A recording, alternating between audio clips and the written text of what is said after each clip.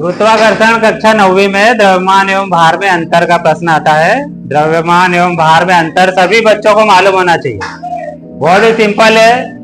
यह एक अदिश राशि है। जो द्रव्यमान है एक अदिश राशि है, जबकि जो भार है, भार क्या है? सदिश राशि है। तो ये द्रव्यमान हो गया और ये भार हो गया। ये इसकी दिशा निश्चित नहीं होती, इसलिए इसको अदिश कहते हैं। दिशा के आगे अ लिख दिया है, पहले ही समझाया जा चुका है ना। अब ऐसे ही दूसरा है, यह वस्तु में निहित पदार्थ की मात्रा है, मतलब कितना पदार्थ भरा हुआ वस्तु में, जितना पदार्थ भरा हुआ। जैसे 1 किलो का बाढ़ देखा है, उसमें लोहा भरा रहता है ना, तो उसकी मात्रा है। और यहाँ पर भार में क्या है? पृथ्वी अपनी ओर किसी बल से आकर्षित करती है, मतलब खींचती, कितनी तेजी से खींच रही है, ये उसका क्या कहलाता है? भार। किसी वस्तु का भार हम नापेंगे तो पृथ्वी उसको खींच रही कितनी तेजी से। जैसे तुम रबड़ को खींचते हो ना, तो कितनी तेजी से खींच रहे हो, ये कहलाता है भार।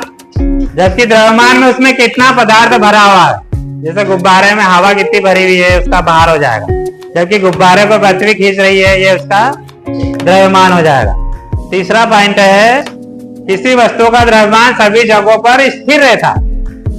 अगर हम किसी 1 किलो के बाढ़ को चांद पे भी ले जाएंगे तो वहां भी उसका द्रव्यमान 1 किलो ही निकलेगा।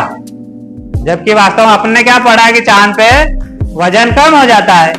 लेकिन किसी भी चीज को आप द्रव्यमान है अगर, तो उसे आप कहीं पे भी ले जाओगे, 2 किलो की चीज दिल्ली में भी 2 किलो ही निकलेगी, अमेरिका में भी 2 किलो ही निकलेगी। लेकिन भार बदल जाएगा, स्थान परिवर्तन होगा।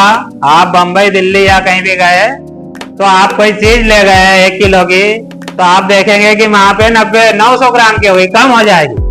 क्यों कम हो जाएगी? कि वहां पे गुरुत्वाकर्षण कम हो सकता है पृथ्वी का, तो कम खींचेगी वो। वहां खींचने गुरुत्वाकर्षण से भार निकलता है, तो ये भार स्थान के मान से कम हो जाता है। लेकिन द्रव्यमान बिल्कुल निश्चित रहेगा। जितना आपका वजन है, 100 किलो है तो 100 किलो ही रहेगा, लेकिन भार कम होते जाता है। अब इसको नापेंगे कैसे? तो इसके इकाइयां दे रखी है, इसे किलोग्राम में नापते हैं द्रव्यमान को। किलोग्राम, बाट पे देखना कि केजी लिखा रहता। बाट देखा है कभी? जो तराजू में रखते हैं ना बाट, हम सामान लेने जाते हैं तो उसमें 1 केजी लिखा रहता है, तो ये उसका इकाई है भाई। किलोग्राम में नापेगा।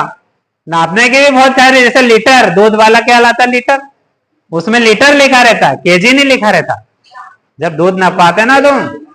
और यहाँ पे द्रव्यमान का इकाई है केजी, किलोग्राम।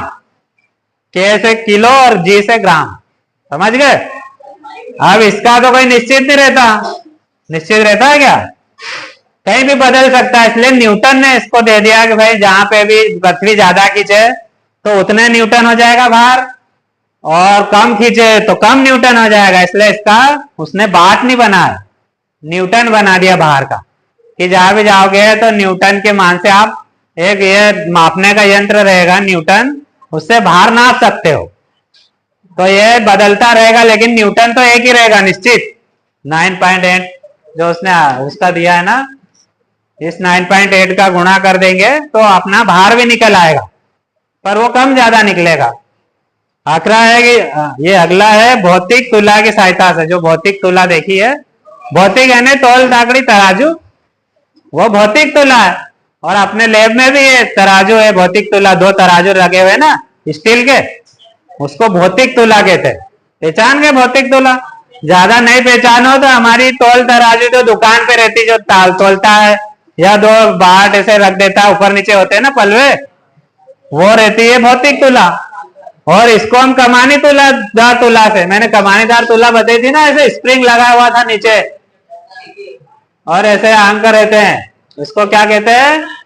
उसमें लटका दो चुंबक में तो वो कम ज्यादा हो जाता है। 1 किलो का बाहर कहीं कहीं ज्यादा निकल जाता है, कहीं कहीं कम निकल आता है। तो इस प्रकार यह अपना द्रव्यमान एवं भार में अंतर हुआ। ये बहुत ही आईएमपी क्वेश्चन है, इसे याद कर लेना है ना, ठीक है।